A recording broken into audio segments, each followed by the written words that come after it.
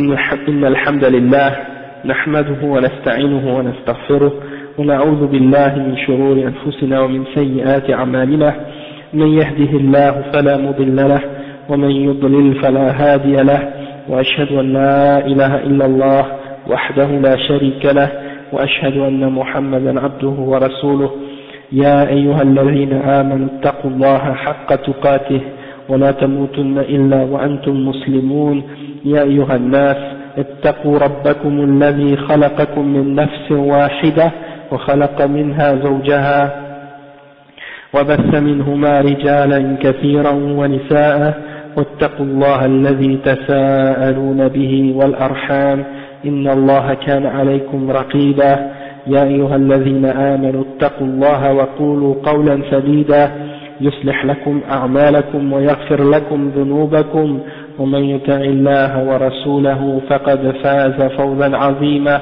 وإن خير الكلام كلام الله وخير الهدي هدي محمد صلى الله عليه وسلم وإن شر الأمور محدثاتها وكل محدثة بدعة وكل بدعة ضلالة وكل ضلالة في النار أما بعد. Donc aujourd'hui c'est le cours numéro 12 dans la série des durus de Kitab Tawhid. Donc alaykoum salam, toi. On avait terminé la dernière fois, la semaine passée, à ce point. Donc on avait commencé d'expliquer la partie où le prophète sallallahu alayhi wa sallam répond à la question qu'est-ce que c'est le droit, quel droit le serviteur a sur Allah subhanahu wa ta'ala, et le prophète sallallahu alayhi wa sallam avait répondu que le droit que les serviteurs ont sur Allah subhanahu wa ta'ala, c'est que s'ils n'associent rien avec Allah subhanahu wa ta'ala, eh ben Allah subhanahu wa ta'ala ne va pas les châtier. Et qu'on avait expliqué que, en fait, c'est pas comme si quelqu'un a un droit sur Allah subhanahu wa ta'ala, et que quelqu'un peut obliger à Allah subhanahu wa ta'ala de faire quelque chose, mais c'est en réalité quand Allah il dit qu'on a un droit sur lui, c'est dans le sens qu'en réalité c'est lui-même qui s'est obligé ça à lui-même et qui nous fait en réalité part de sa grâce dans ce sens-là. Maintenant il explique, le cheikh, comme on avait expliqué la dernière fois, que celui qui a un tawhid qui est complet, celui-là, il sera épargné et protégé d'entrer en enfer depuis le début. Il n'entrera même pas en enfer. Tandis que celui qui a un tawhid qui est incomplet, eh bien lui, il sera protégé de demeurer éternellement en enfer, mais ça ne veut pas dire qu'il ne va pas y entrer. Il se peut qu'il entre en enfer parce qu'il a commis certains péchés, certaines fautes, et Allah a jugé qu'il méritait d'être puni pour ces péchés-là. Toutefois, il ne va pas demeurer éternellement en enfer tant qu'il a du tawhid,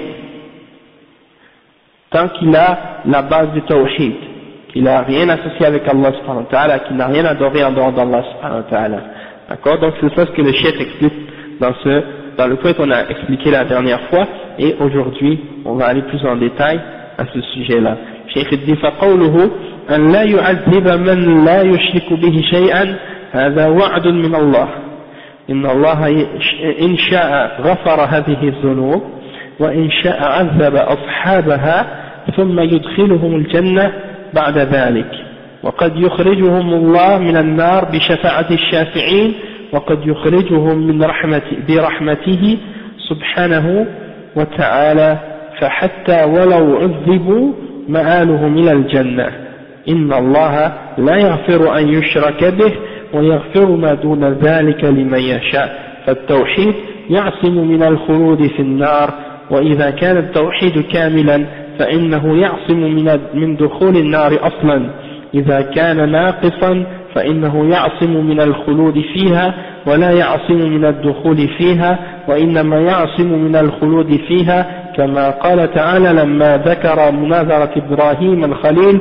مع عبدة الأصنام قال أي الفريقين المؤمنون أو المشركون فأي الفريقين أحق بالأمن إن كنتم تعلمون قال الله تعالى الذين آمنوا ولم يلبسوا إيمانهم بظلم أولئك لهم الأمن وهم مهتدون هؤلاء هم أهل التوحيد ولم يلبسوا إيمانهم بظلم يعني بالشرك. Donc le cheikh il explique, il dit que quand le prophète sallallahu alayhi wa sallam a répondu à Mu'adh ibn Jabal et qu'il lui a dit que le droit que les serviteurs ont sur Allah c'est qu'ils ne punissent pas celui qui n'a rien associé avec lui, ça c'est une promesse d'Allah subhanahu wa ta'ala. Si Allah subhanahu wa ta'ala veut, il va leur pardonner. Ça veut dire s'ils ont fait des péchés, par exemple, ils ont le tawhid, ils n'ont pas adoré rien d'autre qu'Allah et qu'ils ont fait des péchés, ils sont sous la volonté d'Allah subhanahu wa ta'ala. Si Allah veut leur pardonner ces péchés-là, il va leur pardonner par sa miséricorde, mais s'il veut les châtier, il va les faire rentrer dans son enfer, il va les châtier dans l'enfer, puis par la suite il va les faire sortir de l'enfer et il va les faire rentrer au paradis. Et Allah subhanahu wa ta'ala peut les faire sortir de l'enfer par l'intercession des intercesseurs, ou il peut les faire sortir également par sa miséricorde. Donc, même si une personne qui a le tawhid se fait châtier dans l'enfer, eh bien sa destination finale sera toujours le paradis. Parce que Allah subhanahu wa ta'ala il dit Inna Allah la yaghfiru an yushraka bih wa yaghfiru ma duna dhalika liman yasha. Allah subhanahu wa ta'ala il ne pardonne pas qu'on fasse le shirk avec lui, qu'on associe avec lui quelqu'un ou quelque chose dans l'adoration, mais en dehors de ça, il pardonne tout autre péché à qui il veut. D'accord? Donc le cheikh il dit que le tawhid, ça protège de rester éternellement dans l'enfer. D'accord? Le tawhid, ça te protège de rester éternellement en enfer. Celui qui a le tawhid, c'est certain qu'il ne va pas rester éternellement en enfer. Même s'il rentre en enfer, il va sortir. Donc, ça c'est la garantie. Si tu n'as pas de shirk, tu ne vas pas demeurer éternellement en enfer. Ensuite, il dit, le chef, et si ton tawhid il est complet, il est correct, il est complet, eh ben, dans ce cas-là, tu es protégé même d'entrer en enfer. Si ton tawhid est complet, tu es même protégé d'entrer en enfer. C'est-à-dire que tu ne rentreras même pas en enfer, tu n'iras jamais en enfer, tu vas entrer direct au paradis. Mais si ton tawhid n'est pas complet, eh bien là, c'est là que tu risques d'entrer en enfer, mais tu ne risques pas de demeurer éternellement en enfer, parce que tu as le tawhid, tu as la base. Ok? Donc c'est ça que le cheikh explique. Si ton tawhid il est défaillant, ça te protège uniquement de rester éternellement en enfer, mais ça ne te protège pas d'entrer en enfer. Et si tu rentres en enfer, combien de temps tu vas rester en enfer, seul Allah le sait. Et le temps dans l'akhirah, c'est pas calculé de la même façon que dans notre dunya. Donc on ne peut pas savoir combien de temps quelqu'un peut rester. Mais toutefois, une seconde, c'est déjà trop, hein, comme on dit. Même il y a un hadith du prophète sallallahu alayhi wa sallam qui dit que Allah subhanahu wa ta'ala il prend une personne et il la rentre dans l'enfer comme ça, juste le saucer, disons, juste lui faire goûter une petite goutte dans l'enfer comme ça, et il lui demande est-ce que tu as goûté une miséricorde dans ta vie, est-ce que tu as eu un plaisir dans ta vie? Il a dit non, ya Allah, j'ai jamais eu aucun plaisir, tellement le châtiment qu'il a goûté pendant cette seconde-là était dur, il a tout oublié de tout ce qu'il a pu avoir de bien, de plaisir dans ce monde. Et Allah subhanahu wa ta'ala il prend une autre personne, il le rentre juste comme ça dans le paradis, hein, et puis il le fait sortir, il le prend, il le fait juste goûter comme ça, tremper dans le paradis quelques secondes, après il sort, il dit, est-ce que tu avais eu une souffrance dans cette vie, dans le monde avant, dans cette vie? Est-ce que tu avais goûté une souffrance ou des douleurs ou des choses comme ça? Il dit non, Allah, j'ai tout oublié, les souffrances et les douleurs et tous les problèmes que j'ai eus à cause de cette petite période que j'ai fait dans le paradis. Donc ça veut dire que l'enfer, même si tu veux même, c'est-à-dire l'enfer en principe, tu veux même pas y aller, même pas une seconde. C'est-à-dire tu fais tout ton possible pour pas y aller. D'accord? Parce que déjà une seconde c'est beaucoup. On peut pas supporter, ça c'est certain. Mais qu'Allah nous en protège. Qu'est-ce qu'il dit ensuite le cheikh? Il donne l'exemple de l'argument de Ibrahim qu'il a eu avec les idolâtres à son époque. Et Allah subhanahu wa ta'ala, il dit lequel des deux groupes est plus en sécurité ou mérite plus d'être en sécurité? Est-ce que c'est les mu'minin, les croyants, ou les mushrikins, ceux qui font le shirk? Eh bien, Allah subhanahu wa ta'ala, il répond et il dit lequel des deux, il demande la question, et lequel des deux groupes mérite plus d'être en sécurité, si vous savez? Eh bien Allah il répond, il dit c'est ceux qui ont cru et qui n'ont pas mis ou entré dans leur foi aucune forme de zulm, aucune forme d'injustice. Ceux-là, ils auront la sécurité au jugement dernier et ils seront bien guidés. Ulaika lahumul amn wa hum muhtadun. Et ce sont les gens du tawhid qui auront la sécurité. Alors, quand les Sahaba ont lu ce verset-là, ou quand ils ont entendu ce verset-là, qui dit وَلَمْ يَلْبِسُوا إِيمَانَهُمْ بِظُلْمٍ, ils n'ont pas mis aucune forme de zulm dans leur foi, aucune injustice ou aucune forme d'injustice dans leur foi, ils ont dit au prophète sallallahu alayhi wa sallam, lequel d'entre nous n'a pas fait de l'injustice à lui-même, au messager d'Allah? On n'est pas capable, c'est-à-dire on a reçu beaucoup de commandements, beaucoup d'ordres, beaucoup de versets qui sont descendus qui nous demandent de faire des choses, mais ce verset-là, on n'est pas capable. Ça c'est trop. Pourquoi? Parce que tout le monde, il a quelque chose d'injustice qu'il a fait à lui-même. Donc ils ont entendu ça, ils ont trouvé que c'était lourd. Alors le prophète sallallahu alayhi wa sallam, il leur a répondu, il leur a dit, non, ce n'est pas le zulm que vous pensez. C'est ça ce qu'il dit ici. يعني فلهذا لما نزلت هذه الآية شقت على الصحابة وقالوا أينا لم يظلم نفسه فقال ليس الذي تعنون إنه الشرك ألم تسمعوا قول العبد الصالح إن الشرك لظلم عظيم فالمراد بالظلم هنا الشرك فالذين سلموا من الشرك لهم الأمن إما الأمن المطلق وإما مطلق الأمن والأمن المطلق هو الذي ليس معه عذاب أما مطلق الأمن فهذا الذي قد يكون معه شيء من العذاب على حسب الذنوب. Donc le cheikh il a dit que le zulm dans ce verset là, comme le prophète sallallahu alayhi wa sallam l'a expliqué, le zulm dont Allah parle dans ce verset, le prophète sallallahu alayhi wa sallam a dit non, ce n'est pas cette injustice là que vous pensez de faire des péchés ou de faire du mal à vous-même, mais c'est le shirk. C'est ça le zulm dont Allah parle dans ce verset là, c'est de ceux qui n'ont pas mis aucune forme de shirk dans leur foi. Ceux-là, ils auront la sécurité et ils seront bien guidés. Et donc, il a dit, n'avez-vous pas entendu la parole du serviteur pieux d'Allah subhanahu wa ta'ala, qui est Luqman, dans le surat Luqman, quand il dit à son fils, Ya bunay, la tushrik billah, inna ash-shirka la zulmun azim. Oh mon fils, ne fais pas de shirk, car le shirk est la plus grande des injustices.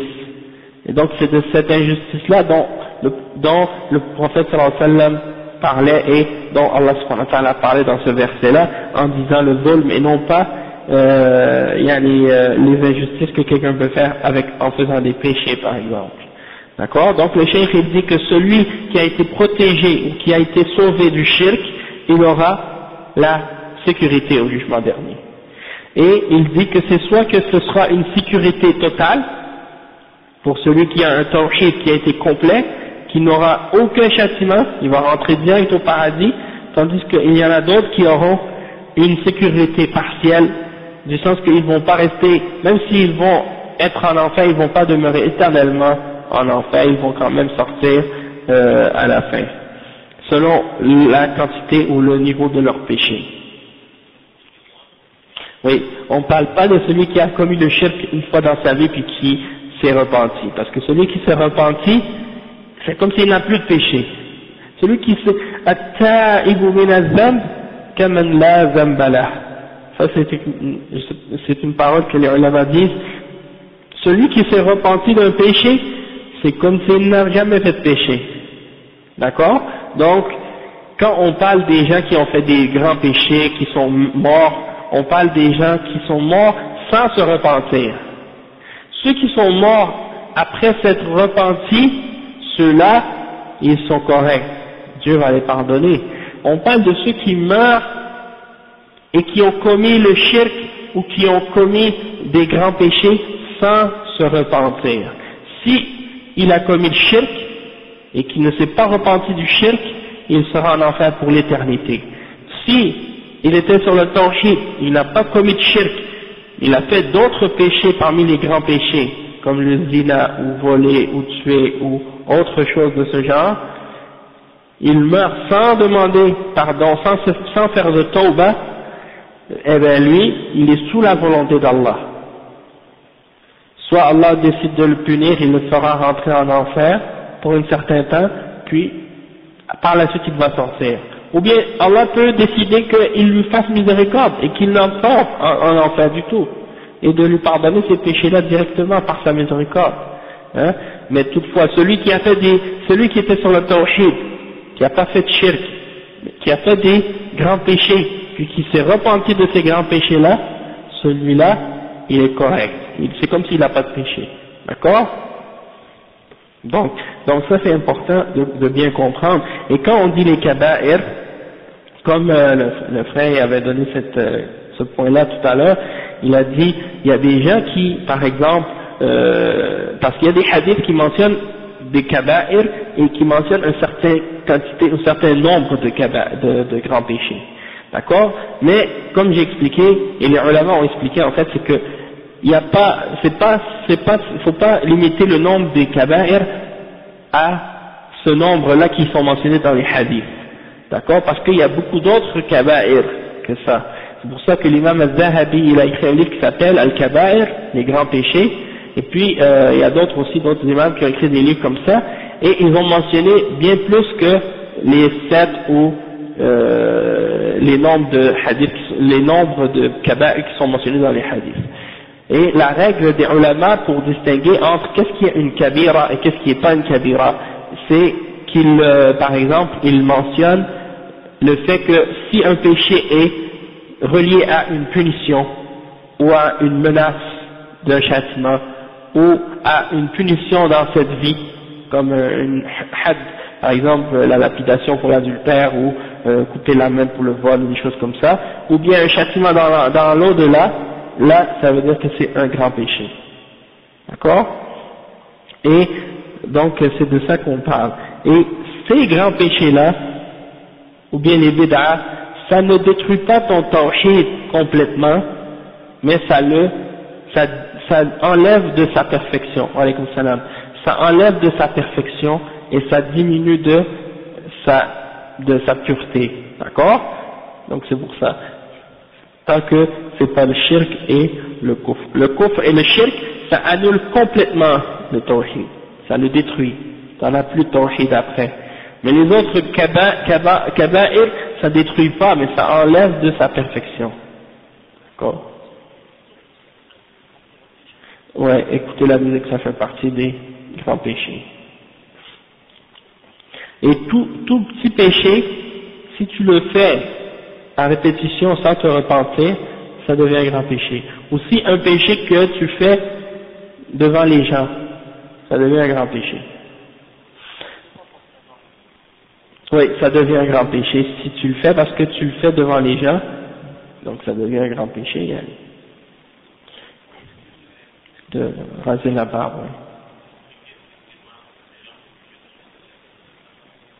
Ouais, ouais.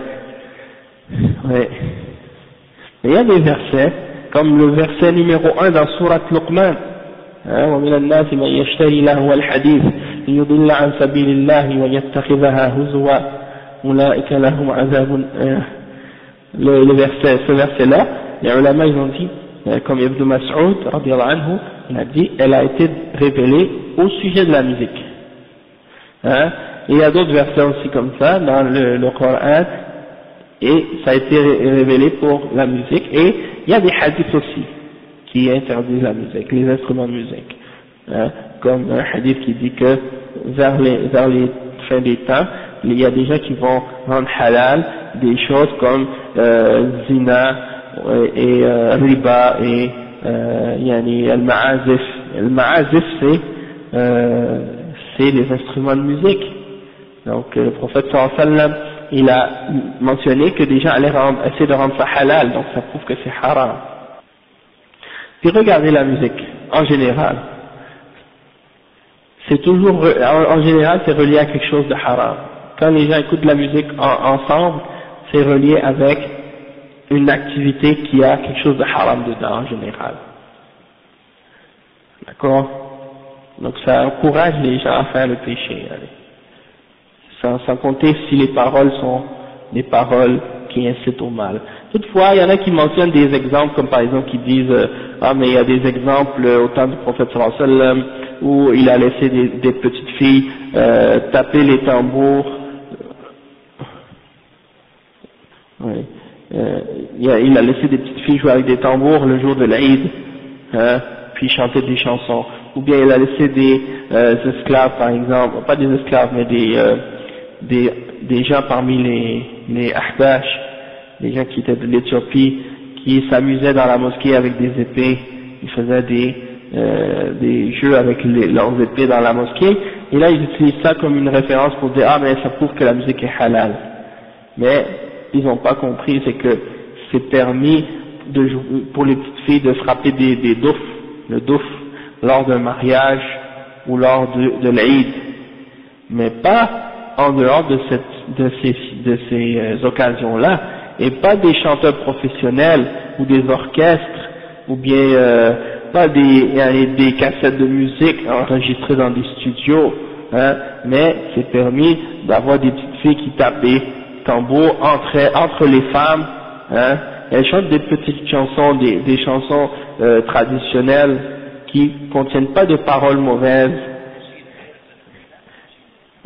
Il y en a comme par exemple au temps du prophète sallallahu alayhi wa sallam, des petites filles elles chantaient Ataynakum fahayyuna nuhayyikum, des paroles comme ça, c'est comme des comptines, des petites chansons comme ça, et puis il n'y a pas de paroles mauvaises dedans, c'est juste des paroles innocentes, et puis c'est pas des chanteuses professionnelles, c'est des chansons que les petites filles chantaient entre elles, puis pour mettre de la joie, de l'atmosphère, de l'ambiance dans le mariage.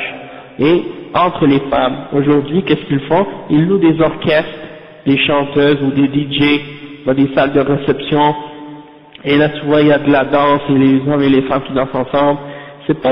On est loin du douf, on est loin du petit douf et des petites filles qui chantaient au temps du prophète sallallahu alayhi wa sallam. Maintenant c'est des chanteuses professionnelles avec des chanteurs professionnels, et on les paye pour ça, puis toutes sortes il y a même des éclairages, même des fois ils amènent des jeux de lumière, puis de la fumée, puis a'oudhu billah yani.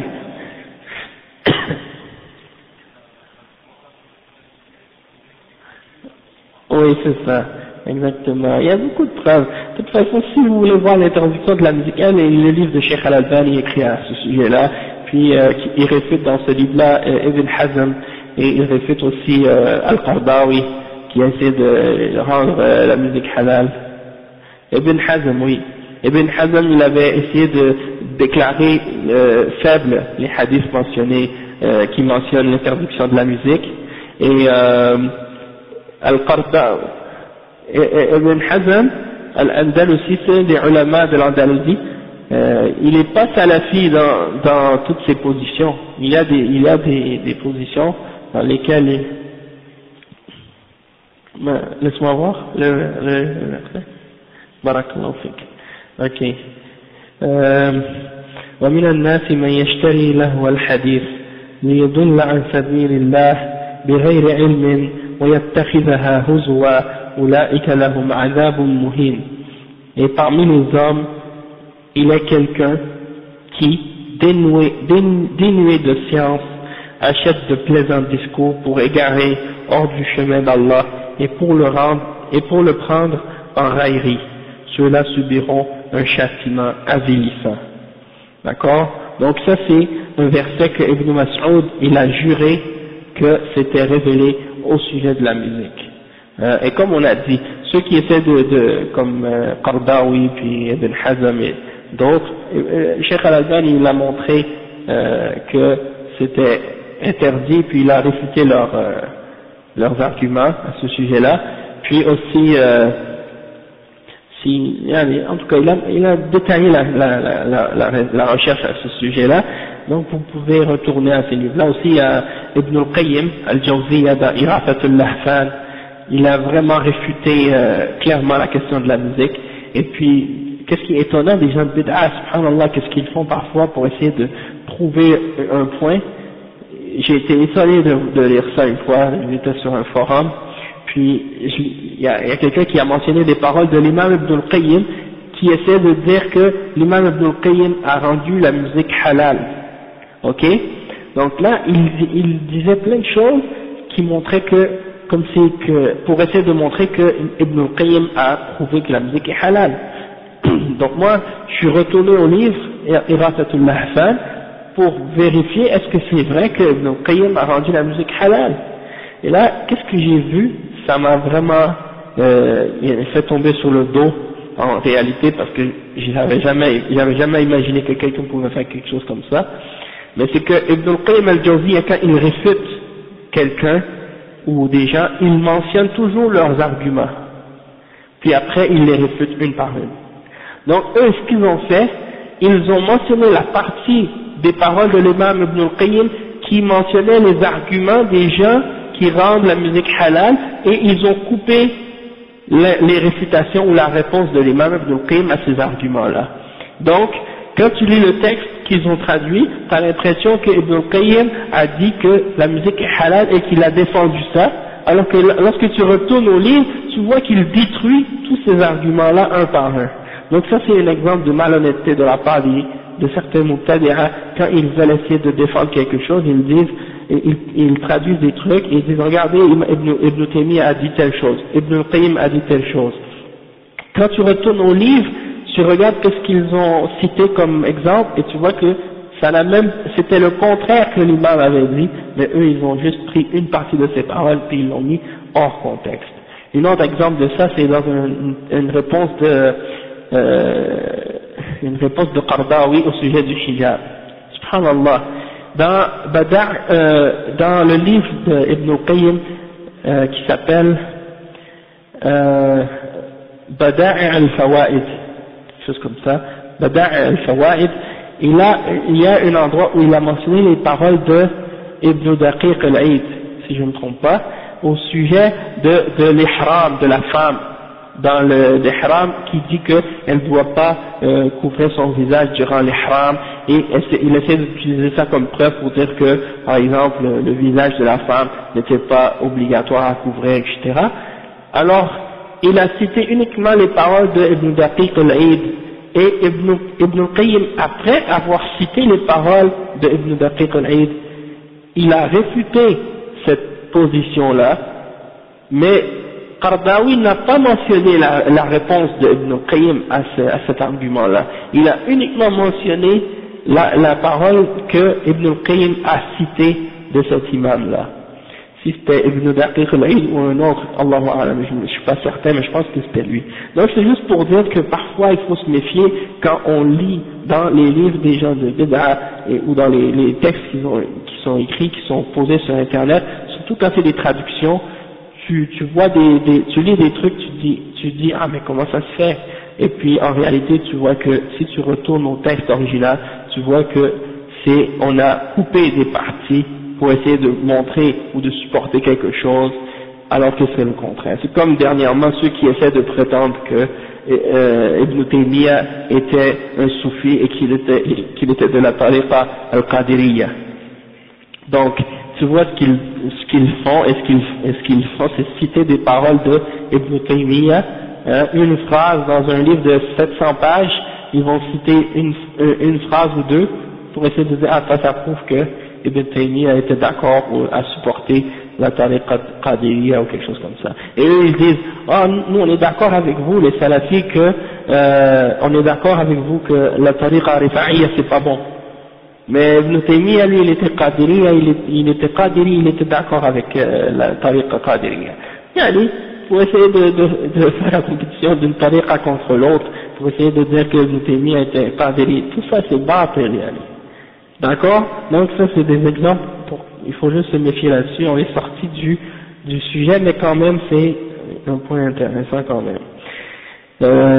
Donc on a expliqué ça. Est-ce qu'il y a quelqu'un qui avait une question au point?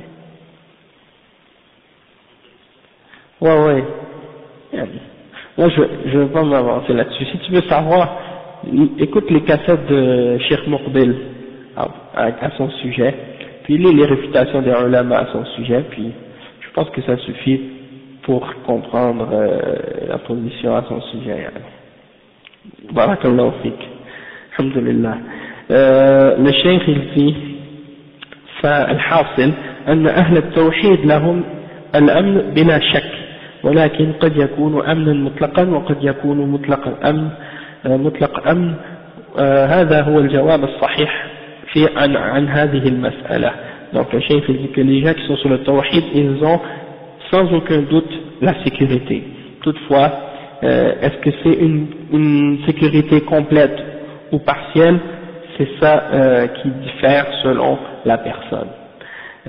Après le cheikh il dit بخلاف مذهب الخوارج والمعتزلة فعندهم أن أصحاب الكبائر مخلدون في النار والعياذ بالله، وهذا المذهب الباطل.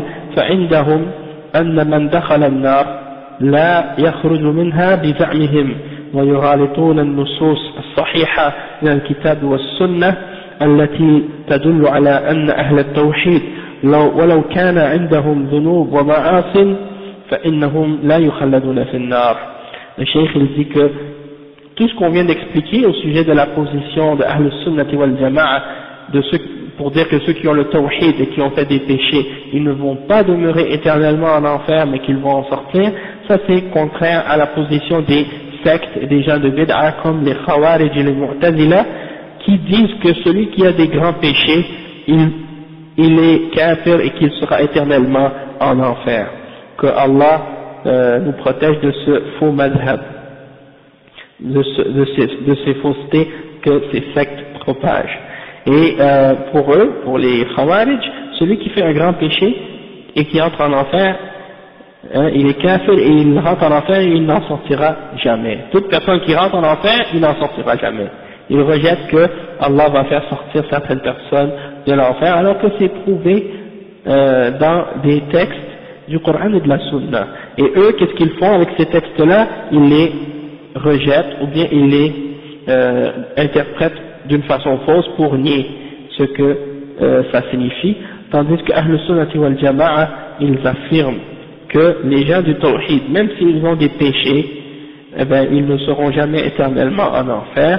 Et il mentionne le chef un verset dans Surat Fatir qui dit ثم أورثنا الكتاب الذين اصطفينا من عبادنا فمنهم ظالم لنفسه ومنهم مقتصد ومنهم سابق بالخيرات بإذن الله ذلك هو الفضل الكبير جنات عدن يدخلونها يحلون فيها من أساور من ذهب ويلبسون ثيابا من أساور من ذهب ولؤلؤا ولباسهم فيها حرير وقالوا الحمد لله الذي أذهب عنا الحزن إن ربنا لغفور شكور الذي أحلنا دار المقامة من فضله لا يمسنا فيها نصب ولا يمسنا فيها لغوب. Le cheikh il dit, regardez par exemple le verset dans lequel Allah subhanahu wa ta'ala dit, puis ensuite nous avons fait hériter du livre à ceux que nous avons choisis parmi nos serviteurs. Parmi eux, il y en a qui ont fait du tort à eux-mêmes Il y en a d'autres parmi eux qui sont muqtasidoun, c'est-à-dire ils n'ont pas fait des péchés et ils n'ont pas non plus fait plus que ce qui est obligatoire. Donc ils sont entre, c'est-à-dire ils sont dans l'équilibre, le milieu, hein, la modération, ils ont pas la modération, plutôt ils n'ont pas fait plus que ce qui est le minimum, et puis ils n'ont pas fait de péché non plus. Et il y a une autre catégorie qui les a dépassés tous dans le bien, c'est-à-dire c'est des gens qui ont fait le bien et qui sont avancés dans le bien, as-sabiquna bil khayrat, par la permission d'Allah. Donc ceux-là, ils ont tous comme récompense le paradis comme récompense. Même ceux qui ont fait du tort à eux-mêmes, ceux qui sont muqtasidoun et ceux qui ont dépassé les autres dans le bien, Allah a dit qu'ils vont tous aller au paradis. D'accord? Donc même s'il y en a parmi eux qui vont aller en enfer, hein, comme ceux qui ont fait du tort à eux-mêmes, eh bien leur destination finale sera le paradis, Inch'Allah. Et le Cheikh dit فذكر منهم الظالم لنفسه بل بدأ به مما يدل على أن أهل التوحيد يرجى لهم الخير ويرجى لهم دخول الجنة ولو كان عندهم ذنوب كبائر دون الشرك. وسيأتي في الحديث من مات وهو يشرك بالله شيئا دخل النار ومن مات وهو لا يشرك بالله شيئا دخل الجنة وإن الله حرم على النار من قال لا إله إلا الله يبتغي بذلك وجه الله إلى غير ذلك من الأحاديث التي فيها أن التوحيد يعصم من دخول النار أو يعصم من الخلود فيها. وسيأتي باب مستقل في هذا الكتاب المبارك اسمه باب فضل التوحيد وما يكفر من الذنوب.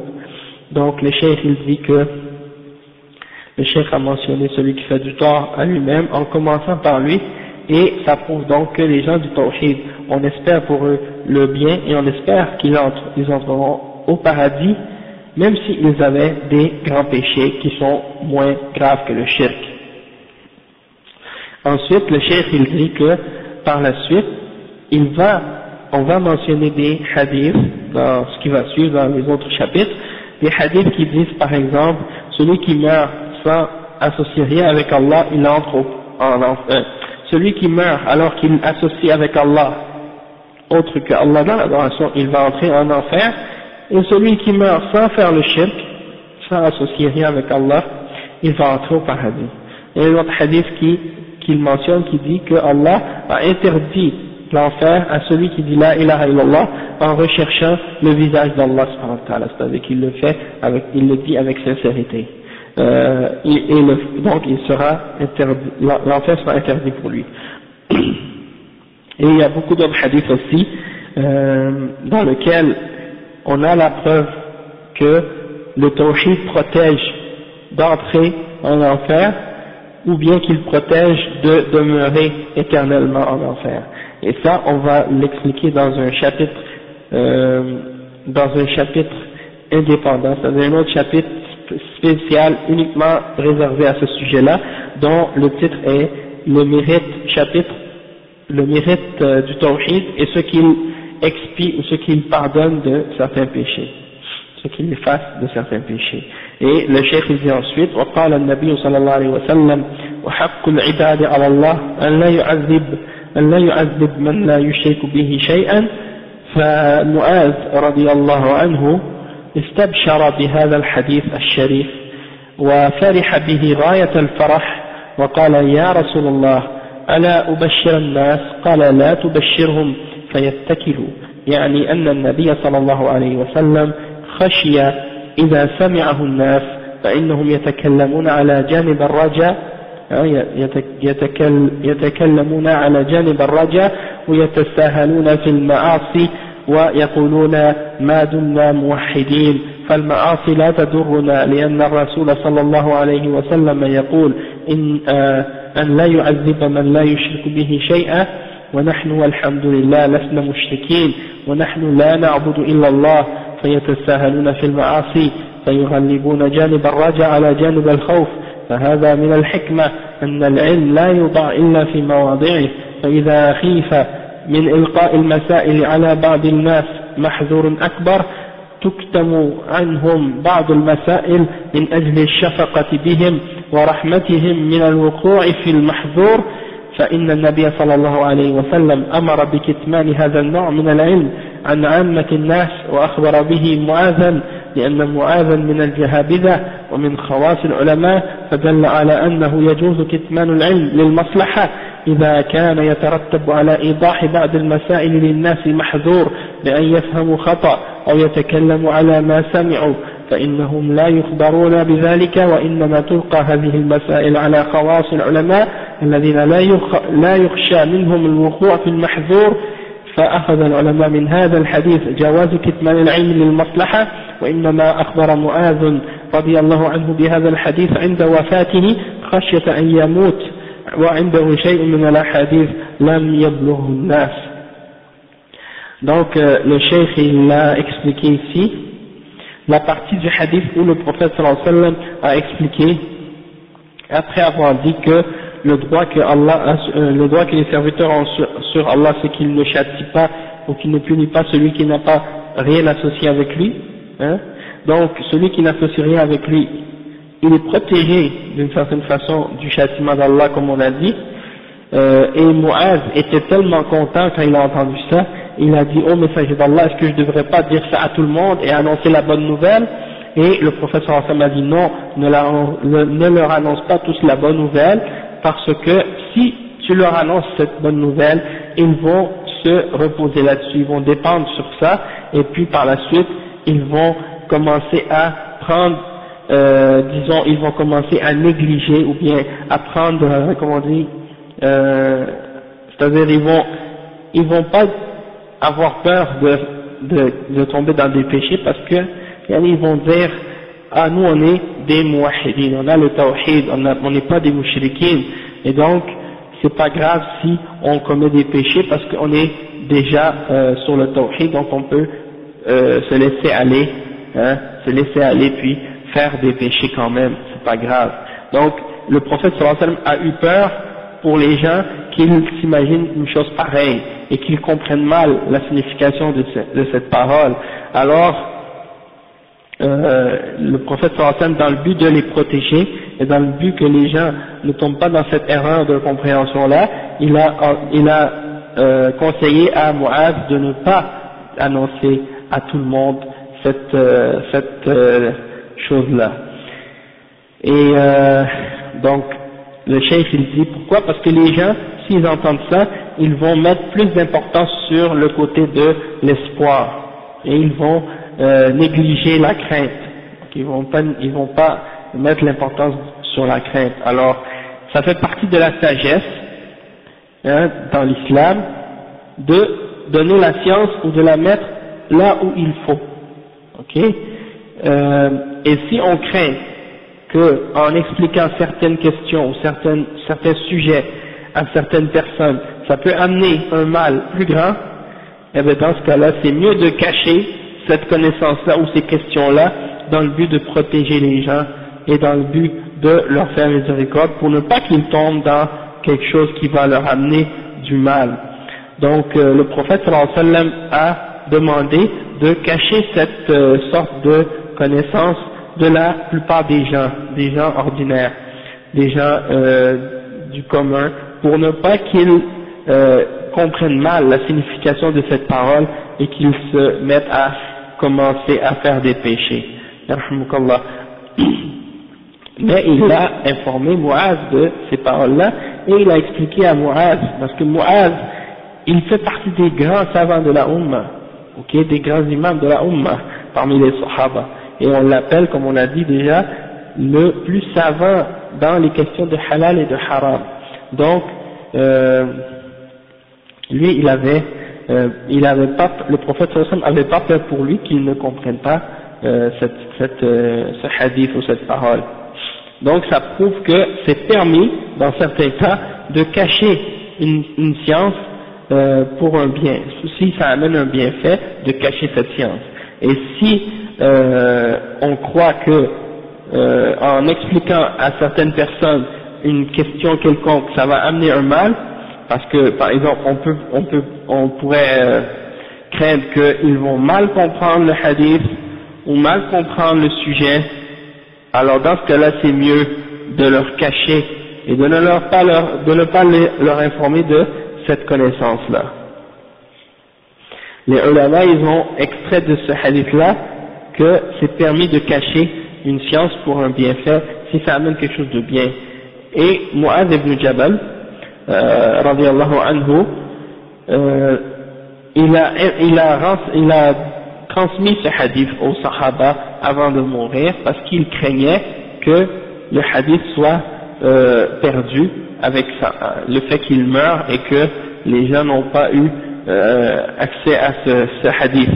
Et ça, c'est, bien entendu, c'est pas permis de cacher la science d'une façon absolue, comme de ne pas le dire du tout. Donc il l'a dit, mais sauf qu'il a fait attention de le dire à des personnes qui vont le comprendre.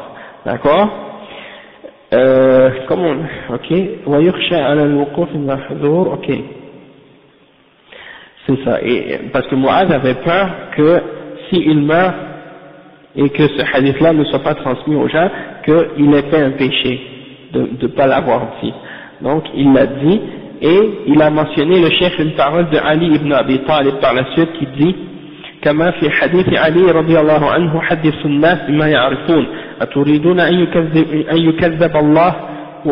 يكذب الله ورسوله يعني أن يلقى على كل الناس بعض المسائل التي فيها أمور يخفى عليهم معناها وتشوش عليهم وإنما يلقى على الناس ما يفهمونه ويستفيدون منه أما نوادر المسائل وخواص المسائل فهذه تلقى على طلبة العلم والمتفقهين المتمكنين. نعم. فهذا من الحكمة ووضع الشيء في موضعه لما تكون أمام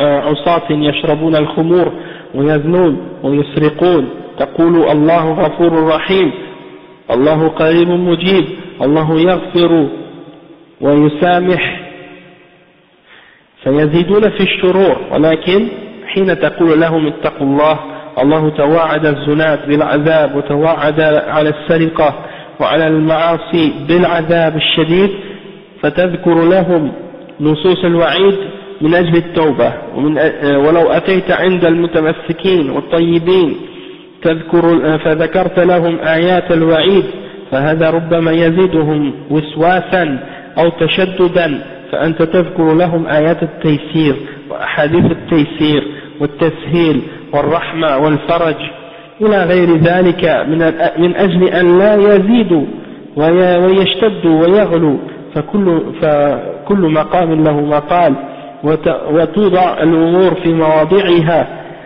هذا هو الميزان الصحيح والناس ليسوا على حد سواء كل يخاطب بما يستفيد منه ولا يتضرر به فلا تأتي بآيات الوعد والرجع عند المتساهلين ولا تأتي بآيات الوعيد عند المتشددين بل تكون كالطبيب تضع الدواء في موضعه المناسب هكذا يكون طالب العلم إذا كانت هناك أمور غامضة لا يعرفها العوام ولا تتسع لها عقولهم من المسائل العلمية فلا تلقى على العوام وإنما تلقى على طلبة العلم وعلى الناس الذين يستوعبونها ولهذا يقول ابن مسعود رضي الله عنه ما أنت بمحدث قوما بحديث لا تبلغه عقولهم وإنما كان لبعضهم فتنة إلا كان لبعضهم فتنة. وقال علي بن أبي طالب رضي الله عنه حدث الناس بما يعرفون أتريدون أن يكذب الله ورسوله. Donc le cheikh il explique ici la parole de Ali ibn Abi Talib qui dit dites aux gens ce qu'ils savent, ce qu'ils connaissent. Est-ce que vous voulez que Allah et son messager soient démentis? Est-ce que vous voulez que les gens rejettent ou démentent les paroles d'Allah et les paroles du prophète sallallahu alayhi wa sallam lorsque vous leur dites des choses qu'ils ne connaissent pas et qu'ils ne comprennent pas? Donc c'est ça, il faut dire aux gens ce qu'ils sont capables de comprendre. Et le cheikh il dit donc qu'il y a certaines questions, certains sujets dans l'islam, il ne faut pas en parler à des gens qui n'ont pas atteint un certain niveau de connaissance dans l'islam, sinon ça va les travailler, puis ça va les induire en erreur, et ça peut même les amener à traiter de mensonges les choses qui sont établies dans l'islam. Donc parce qu'ils ne comprennent pas ces choses-là, et ils ne sont pas capables d'en profiter.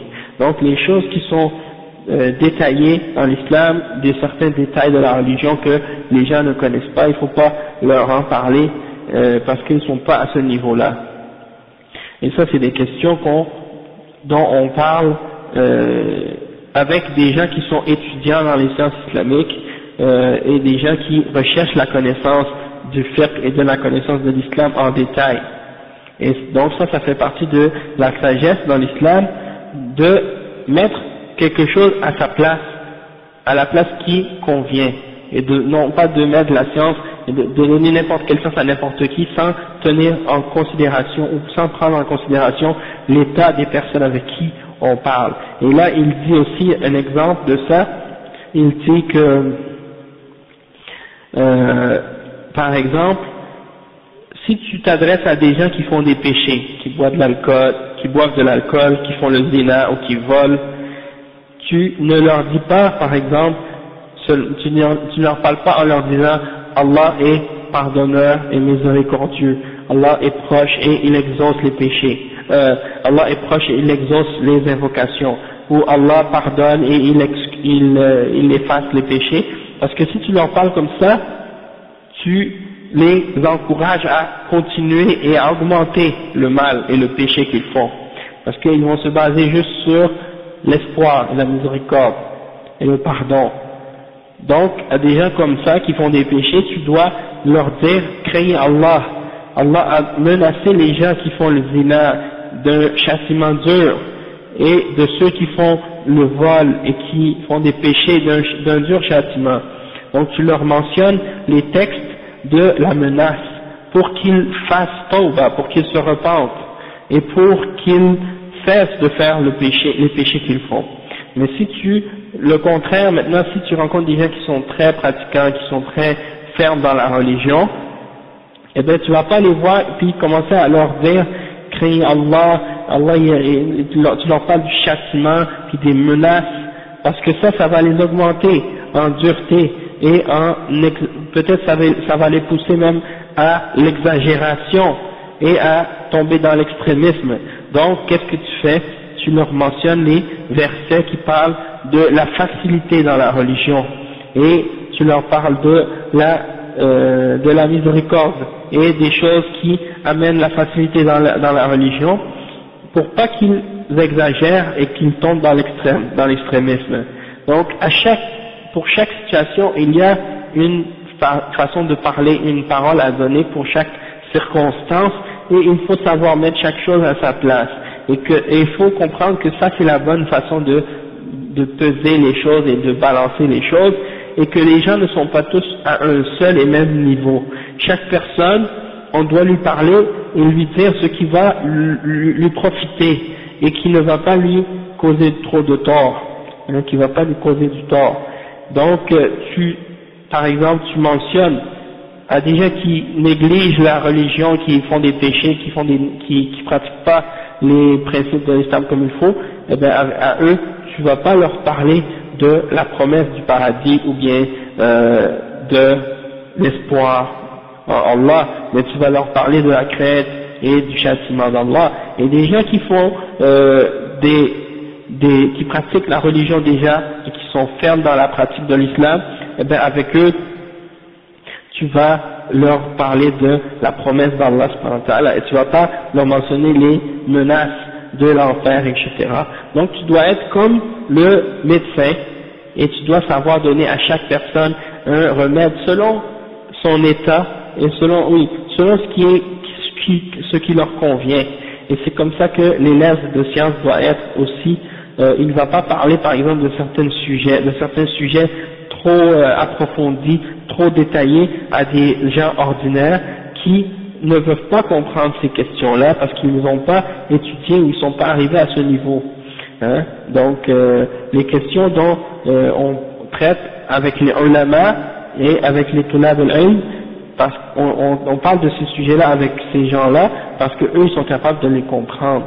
Mais tandis que des gens qui n'ont pas étudié, qui n'ont pas fait des sciences islamiques, des études de l'islam, eh bien si on leur parle de ces choses-là, ils vont pas être capables de les accepter ou de les comprendre. Le cheikh il dit après la parole de Ibn Mas'ud qui dit lorsque tu mentionnes aux gens un hadith qui n'atteint pas, qui ne sont pas capables de comprendre à cause de que leur niveau n'est pas encore, ils sont pas à ce niveau-là, eh ben ça risque d'être une fitna pour certains d'entre eux. Tu risques de les mettre dans une mauvaise situation vis-à-vis de ce hadith parce qu'ils risquent d'essayer de le rejeter ou de le nier alors que c'est quelque chose d'authentique. Et aussi Ali ibn Abi Talib radiyallahu anhu, il dit, comme on a dit tout à l'heure, dites aux gens ce qu'ils savent. Est-ce que vous voulez qu'ils traitent de mensonges Allah et son messager, les paroles d'Allah et les paroles de son messager? Donc, comme on a dit, il faut donner à chaque personne selon son niveau et selon sa connaissance. Et le cheikh il dit فالحاصل أن طالب العلم والواعظ والمتعلم يجب عليه أن يراعي أحوال.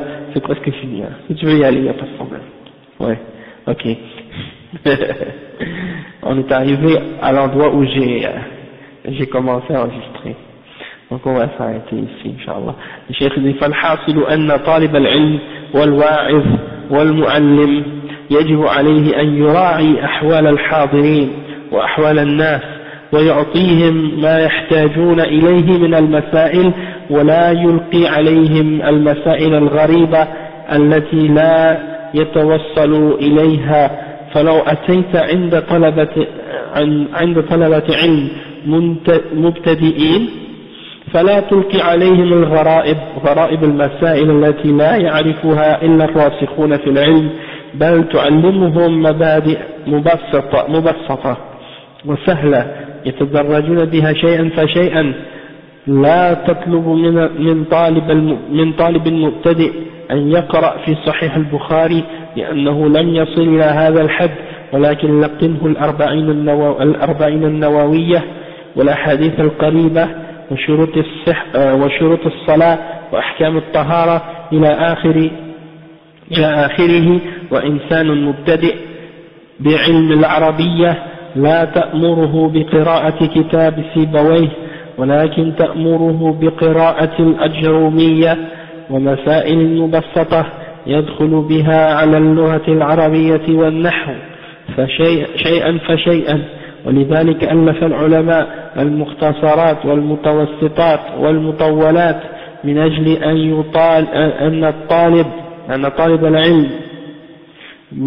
أن طالب العلم يمشي بمراحل شيئا فشيئا. والحاصل أن كل شيء له شيء وكل مقام له مقال. Donc c'est ça, le cheikh il explique maintenant que l'étudiant ou la personne qui enseigne aux autres ou qui leur donne des leçons, des exhortations, il doit tenir toujours et prendre en considération les gens à qui il s'adresse et regarder leur état avant de leur parler.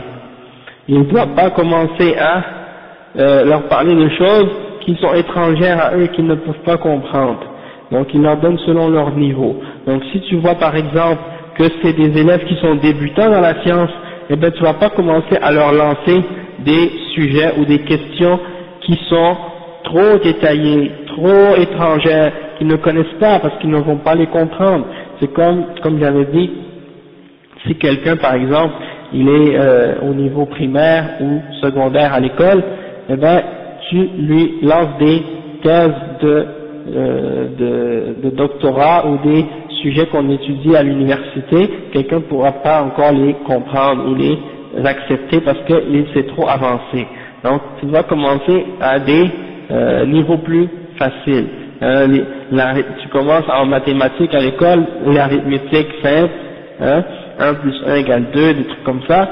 Tu vas pas donner à un élève de primaire des intégrales, du différentiels, des trucs comme ça, puis lui demander d'intégrer ou de trouver les dérivés des fonctions, etc., parce que il ne comprendra pas, il ne sera pas capable. La même chose pour les autres sciences, et dans l'islam c'est la même chose. Il y a des degrés, des niveaux, il faut y aller étape par étape. Tu commences par les choses plus faciles avant d'aller dans les choses difficiles. Donc tu vas pas commencer, comme le cheikh il dit, tu vas voir un élève qui vient de commencer à étudier l'islam, et là tu lui donnes Sahih al-Bukhari à lire, il pourra pas comprendre, il pourra pas suivre, parce que c'est trop avancé. Il commence avec un petit livre de 40 hadiths, comme les 40 hadiths de l'imam al-Nawawi, qui sont les bases du hadith, les plus importants hadiths qui sont dans ce livre. Il commence à les étudier, à les mémoriser, à les comprendre, puis il va aller comme ça étape par étape. Mais si tu sautes tout de suite dans des gros livres de hadith, ben tu vas te perdre. Et ben c'est la même chose. Après, qu'est-ce que tu fais? Cheikh il dit, tu lis un petit livre sur les conditions de la prière, les règles de la pureté, de la purification, etc. Donc, une personne qui est débutante dans la science de l'arabe, par exemple, la langue arabe, il veut apprendre la grammaire, tu vas pas lui donner les livres de Sibawayh, ou le livre, par exemple, comme on a dit, Alfiyat ibn Malik, ou d'autres livres de ce genre. Tu vas commencer par des petits livres, comme Al-Ajrumiyya, ou des petits livres comme ça, et c'est la même chose pour toutes les sciences. C'est pour ça que les savants, ils écrivaient plusieurs livres. Par exemple, ils écrivaient un petit livre qui était uniquement un résumé. Après, comme deuxième degré, là ils écrivaient un autre livre qui est un petit peu intermédiaire. Après ils écrivaient un autre livre qui était vraiment approfondi puis détaillé. Et c'était pour faire en sorte que les élèves avancent graduellement dans la science, et pour pas qu'ils sautent du premier coup dans des choses trop grosses et trop difficiles à comprendre du premier coup.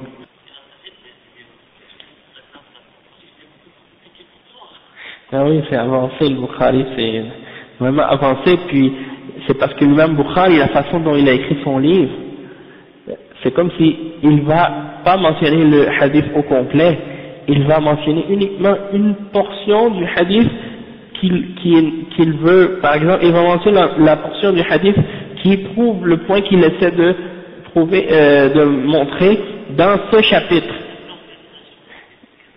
Oui, c'est ça.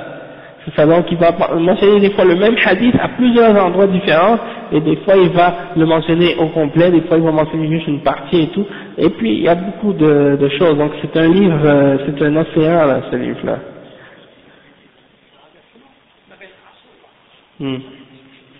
Non. Ça. Donc, comme le chef il explique, il dit que tu peux pas commencer par un livre de grammaire comme par exemple Sibawayh. Ça c'est trop approfondi, c'est trop détaillé, tu vas rentrer dans un livre vraiment trop avancé, ou bien Al-Fiyat ibn Malik, tu veux commencer avec ça. Non, tu commences avec Al-Ajrumiyya, les petits livres simples. Après tu vas aller étape par étape dans des livres plus difficiles, plus compliqués, tu vois. Là tu vas apprendre Al-Ajrumiyya, tu apprends les règles de base. Après quand tu vas rentrer, tu vas avancer à un autre livre plus avancé, Mutammimat al-Ajrumiyya, après tu vas aller peut-être dans Qatr al-Nada, après tu vas avancer comme ça, peut-être après quand tu arrives à Al-Fiyat ibn Malik, mais là tu vas rentrer dans les différences d'opinion entre les savants de la langue, l'école de Koufa, puis l'école de Basra, puis quand est-ce qu'ils sont pas d'accord sur certaines règles de grammaire, puis là tu avances encore plus en profondeur dans les règles de la langue arabe. Et là tu vas voir, tu vas étudier les textes de l'arabe pré-islamique, les poèmes qui sont mentionnés comme des exemples, des références pour chaque question, pour voir est-ce que ça fait partie de la langue arabe ou non, les règles, comment comprendre d'où est-ce qu'elles viennent et tout ça. Donc ça c'est plus approfondi, et puis tu peux pas arriver à ce niveau-là sans avoir établi et compris les bases. D'accord? Donc ça c'est très important. Ensuite, le cheikh il donne des exemples aussi de cette catégorie-là. Après il dit وقوله رحمه الله أخرجاه في الصحيحين أخرجه البخاري محمد ابن إسماعيل البخاري في صحيحه الجامع الصحيح الذي هو أصح كتاب عند المسلمين بعد كتاب الله وبالمنزلة الأولى من كتب السنة ثم يليه صحيح الإمام مسلم رحمه الله فالصحيحان صحيح البخاري وصحيح مسلم وهما أعلى شيء في كتب السنة وأصح الأحاديث ما اتفق عليه البخاري ومسلم ثم ما رواه البخاري ثم ما رواه مسلم ثم بقية الأحاديث لأن هناك صحيحا غير الصحيحين مثل الصحيح ابن خزيمة وهذا يثني عليه أهل العلم وصحيح الحاكم والصحيح ابن حبان وهذه يشترط أهلها الصحة ولكن تصحيحهم دون تصحيح الإمامين البخاري ومسلم. Donc maintenant il explique la parole de l'imam Muhammad Abdul Wahhab quand il dit que le hadith de Mu'adh qu'on a étudié, dont on a parlé maintenant, le hadith de Mu'adh quand il était avec le prophète sallallahu alayhi wa sallam sur l'âne, eh ben il explique que ce hadith là il est rapporté dans Al-Bukhari et Muslim. Et le cheikh il dit que Al-Bukhari son nom c'est Muhammad ibn Ismaïl. Son nom complet c'est Muhammad ibn Ismaïl ibn Ibrahim ibn al-Mughira ibn Bardizbah al-Bukhari. Il vient de Bukhara. Okay? Puis son livre ça s'appelle Al-Jami' al-Sahih. Al-Jami' al-Sahih. En fait le titre il est beaucoup plus long que ça. Al-Jami' al-Sahih c'est le début du titre. Okay? Mais le titre c'est une phrase presque. Et le titre en fait c'est une description du livre. Et ensuite il dit que c'est le livre le plus authentique pour les musulmans après le Coran. Donc il n'y a pas de livre plus authentique que le livre de l'imam al-Bukhari après le Coran. C'est le livre le plus authentique parmi les livres de hadith. Et ensuite, après le livre de Bukhari, il y a le livre de l'imam Muslim, Sahih Muslim, Muslim ibn al-Hajjaj. Et c'était un des élèves de l'imam al-Bukhari. Et tous les deux, al-Bukhari et Muslim, ils ont eu plusieurs shuyukh et plusieurs élèves. Parmi leurs shuyukh, il y avait l'imam Ahmad, rahimahullah, et d'autres imams. Et parmi leurs élèves, il y avait Abu Daoud et d'autres parmi les autres imams de hadith également. Ouais, ils ont tous les deux été l'élève de l'imam Ahmad et d'autres ulama aussi. D'accord? Donc, le cheikh dit Sahihan, oui, donc le plus haut niveau de hadith, authenticité dans le hadith, c'est les hadiths que l'imam Muslim et que l'imam al-Bukhari ensemble ont mentionné dans leur livre. Si les deux ont mentionné un hadith, al-Bukhari l'a mentionné dans son Sahih et Muslim l'a mentionné dans son Sahih, c'est le plus haut niveau d'authenticité. On appelle ce hadith-là al-Muttafaq alayh. C'est-à-dire le hadith que les ulama de la Ummah ont été d'accord, se sont mis d'accord sur leur authenticité. Donc ça c'est le plus haut degré d'authenticité. Ensuite, le niveau qui est juste en dessous, c'est Sahih al-Bukhari tout seul, puis ensuite c'est Sahih Muslim tout seul. D'accord? Donc ça c'est les degrés en ce qui concerne l'authenticité des hadiths. Mais il y a un livre qui s'appelle Al-Lu'lu' wal-Marjan, Fima ittafaqa alayhi al-Shaykhan. C'est un livre de hadith qui mentionne les hadiths muttafaqa alayhi. D'accord? Il a été publié plusieurs fois, puis c'est un livre qui mentionne donc les hadiths qui sont dans ce plus haut niveau d'authenticité, rapporté par Al-Bukhari et Muslim. Et ensuite le cheikh il dit qu'il y a d'autres hadiths qui sont sahih en dehors de ces deux livres-là. C'est-à-dire en dehors de Sahih Muslim, en dehors de Sahih al-Bukhari et Sahih Muslim, il y a aussi des hadiths qui sont sahih en dehors de ces deux livres-là. C'est-à-dire il ne faut pas penser que si un hadith n'est pas rapporté par al-Bukhari ou par l'imam Muslim dans ce sahih-là, ça ne veut pas dire qu'il n'est pas authentique. Il y a aussi d'autres hadiths qui sont authentiques, rapportés par d'autres livres. Et il y a même d'autres livres qui s'appellent sahih aussi, qui sont des livres de hadiths authentiques, autres que ces deux livres-là, comme par exemple le livre de l'imam Ibn Khuzaymah, qui s'appelle Sahih Ibn Khuzaymah. Et il y a aussi le hadith, le livre de l'imam Al-Hakim, qui s'appelle Sahih Al-Hakim, et celui de Ibn Hibban. Toutefois, l'authenticité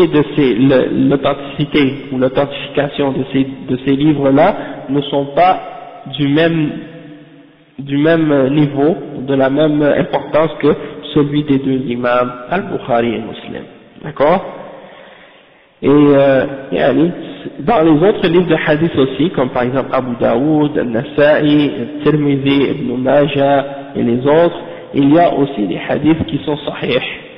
Il y a dans leurs livres par contre des hadiths qui sont da'if et parfois même mawdu', mais en général aussi la plupart des hadiths sont authentiques dans ces livres-là. Ok? Et hum a'immatul hadith. Donc Al-Dahhak aussi, Al-Bazzar, il y a beaucoup d'autres ulama de hadith, Al-Daraqutni, Al-Bayhaqi, et Al-Tabarani, rahimahumullah. Donc ils ont aussi des livres de hadith aussi. L'imam Malik, Al-Muwatta c'était le premier livre de hadith. C'est-à-dire le premier livre qui nous est parmi les livres qui existent encore aujourd'hui, le premier livre de hadith, le premier qui a été écrit, le plus ancien, c'est celui de l'imam Malik, Al-Muwatta. Toutefois, Al-Muwatta, il n'y a pas seulement des hadiths dedans, il y a aussi des opinions de différents ulama, puis des paroles des ulama et des sahaba tabi'in.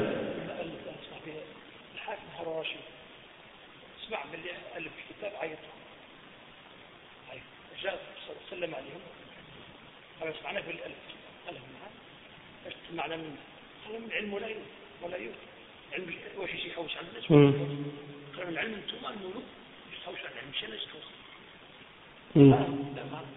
نعم رحمه الله donc صحيح انتم انا عارف ان انتم ما تخافوش طبعاكم وديكم معكم كيف اللي عندهم ما تخافش الجنه لا صلوا في معكم تقول الجنه ان شاء الله عندكم أمتكم عندهم ما تخششنا وخليها مغمونة ويجيب لها خير من الإشعار صح مغمونة هذا هيرا وحيش نعم c'est le point في بلادكم ولا في بلادكم هنا في الجزائر في البلاد هذه ولا بلاد أخرى وسامحين فيهم فانتقروا من الشيء الإمام بخاري صلوا في مكة. Il a dit si vos parents sont vivants, et que c'est pas comme le hadith il y a un hadith qui dit ça, c'est celui dont les parents sont encore en vie et que c'est pas une cause pour eux pour les faire entrer au paradis. J'ai oublié, c'est la conclusion, c'est que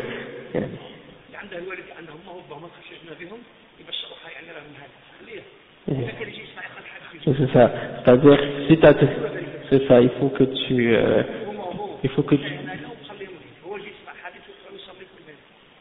c'est ça, oui.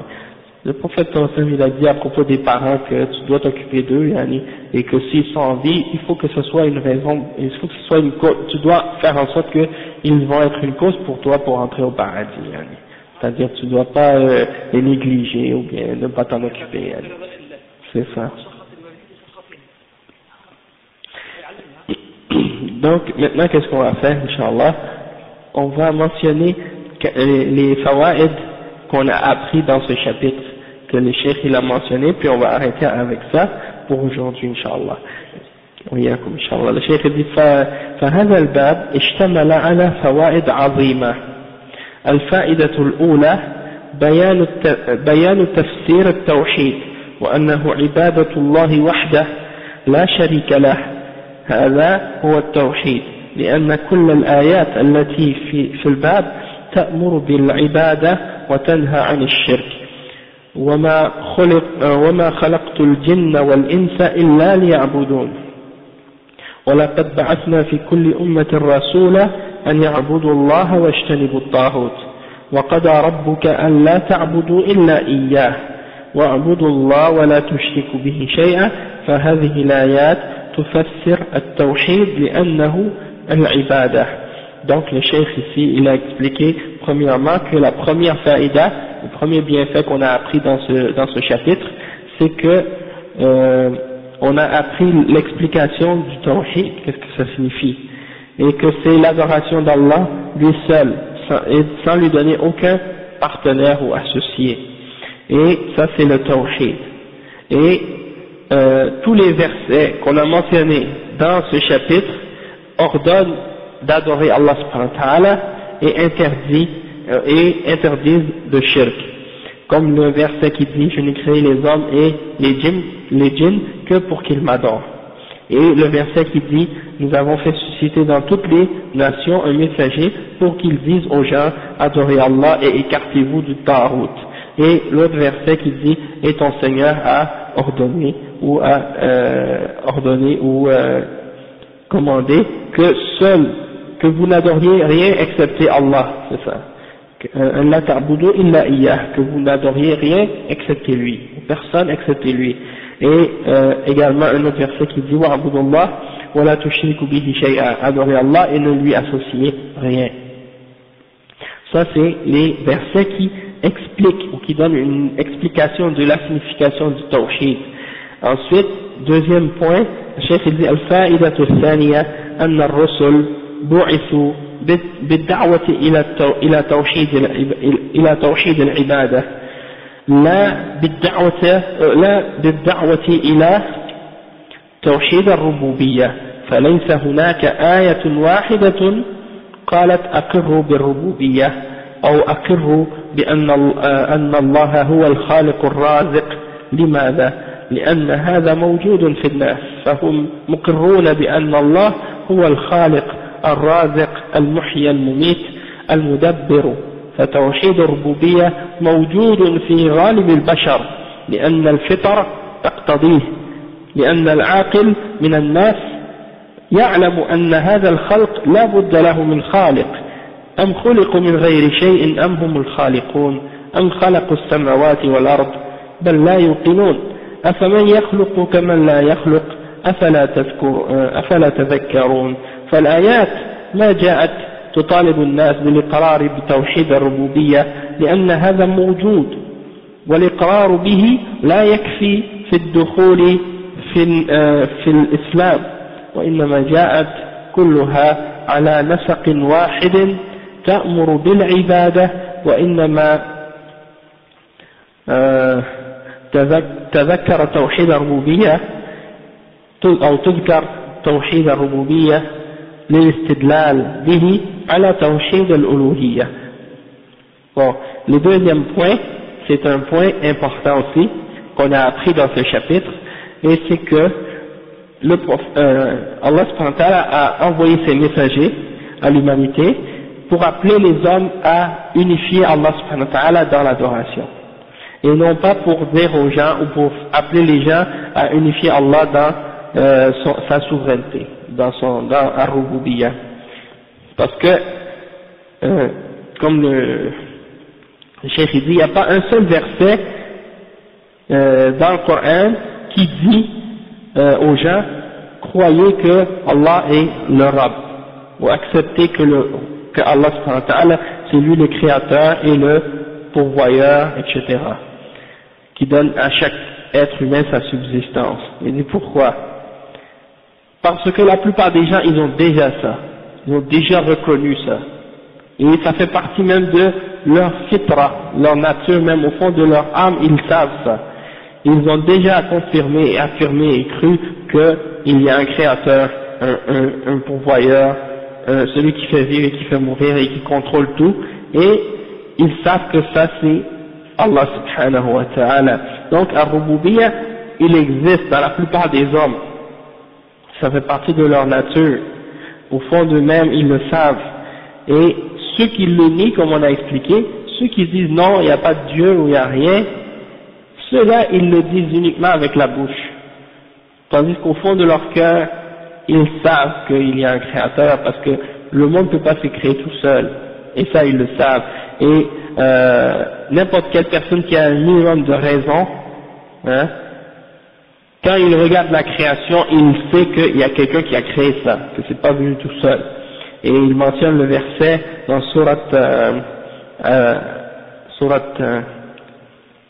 At-Tur qui dit: est-ce qu'ils ont été créés à partir de rien, ou bien est-ce que ce sont eux-mêmes les créateurs, ou bien est-ce que c'est eux qui ont créé les cieux et la terre? Certes, ils ne sont pas, convaincus, ils ne sont pas convaincus. Donc, et il mentionne un autre verset qui dit: est-ce que celui qui crée est comparable à celui qui ne crée pas? Afala tadhakkarun. Ne vous souvenez-vous donc pas? Donc, les versets appellent les hommes à accepter que Allah seul doit être adoré. Et les versets qui demandent aux hommes d'accepter qu'il y a un seul créateur ou un seul maître de l'univers, on n'en retrouve pas, parce que c'est déjà présent chez les hommes. Et c'est pas suffisant pour quelqu'un d'accepter qu'il y a un créateur ou un seul maître pour les faire entrer en l'islam. C'est-à-dire, si quelqu'un dit oui, j'accepte qu'il y a un seul créateur de l'univers et un seul maître de toutes choses, ça suffit pas pour qu'il soit musulman. Parce que pour qu'il soit musulman, il faut qu'il accepte d'adorer Allah, et il faut qu'il accepte de rejeter tout ce qui est adoré en dehors d'Allah subhanahu wa ta'ala. Sinon, même si il dit oui, il y a un créateur, il y a un seul Dieu, ça ne va pas le sauver de l'enfer. Regardez les chrétiens, ils disent que oui, il y a un seul Dieu. Puis quand ils vont prier, ils prient autre que Allah. Hein? Regardez les autres gens, même les mouchriquins à l'époque du prophète sallallahu alayhi wa sallam, c'était la même chose. Ils disaient oui, il y a un seul créateur, il y a un seul Dieu. Puis après, ils allaient adorer des idoles et des intermédiaires entre eux et Allah. Non, donc ça c'est un exemple. Il disait on les adore juste pour qu'ils nous rapprochent plus d'Allah, tu vois. Et le cheikh il dit que lorsque Allah il mentionne les preuves du tawhid dans la souveraineté, c'est uniquement pour l'utiliser comme une preuve de l'unicité dans l'adoration. C'est-à-dire, étant donné qu'il y a un seul créateur et un seul maître, adorer Allah seul, adorer Allah lui seul. Donc on parle du rububiyya c'est comme une sorte de base argument pour prouver al-uluhiyya, pour supporter al-uluhiyya, c'est-à-dire l'unicité dans l'adoration. Ensuite, comme troisième point, le cheikh dit وفي قوله وما خلقت الجن والإنس إلا ليعبدون هذه الآية فيها أن الحكمة من خلق الجن والإنس هي عبادة الله سبحانه وتعالى. والآية الثانية ولقد بعثنا في كل أمة رسولا أن يعبدوا الله واجتنبوا الطاغوت فيها أن الرسل كلهم من أولهم إلى آخرهم جاءوا بالأمر بعبادة الله وترك عبادة ما سواه. ولقد بعثنا في كل أمة رسولا أن يعبدوا الله واجتنبوا الطاغوت فدل على أن التوحيد هو الذي بعثت به الرسل كما أنه هو الذي خلق الخلق من أجله. Cheikh il dit comme troisième point que Allah subhanahu wa ta'ala lorsqu'il dit je n'ai créé les djinns et les hommes que pour qu'ils m'adorent, hein, et ça explique la sagesse, pourquoi Allah a créé les hommes et pourquoi il a créé les djinns, et c'est-à-dire pour adorer Allah subhanahu wa ta'ala. Et dans le deuxième verset, nous avons fait susciter dans chaque nation un messager pour qu'ils disent aux gens adorez Allah et écartez-vous du tarout. Ça prouve que tous les messagers d'Allah, du premier jusqu'au dernier, sont venus pour ordonner à l'humanité d'adorer Allah subhanahu wa ta'ala seul et d'abandonner tout ce qui est adoré en dehors d'Allah subhanahu wa ta'ala. Donc ce verset-là, ça prouve que le tawhid avec lequel les messagers ont été envoyés, eh ben c'était le tawhid dans l'adoration, et c'est pour ce tawhid-là qu'on a été créé. Ok. Et le dernier point, le point numéro 4, الفائدة الرابعة أن العبادة لا تنفع مع الشرك فمن أشرك بالله شيئا فإنه لا يؤدي حق الله فالذي يعبد الله مطلقا فالذي لا يعبد الله مطلقا كالملاحدة وكذلك الذي يعبد الله مع الشرك كلهم سواء الملحد والمشرك إنما الذي يعبد الله حقا هو الذي يعبده لا يشرك به شيئا هذا هو الذي يعبد الله حق عبادته وهو الذي تنفعه عبادته. Ici ça c'est un point important, surtout aujourd'hui, pour les gens d'aujourd'hui.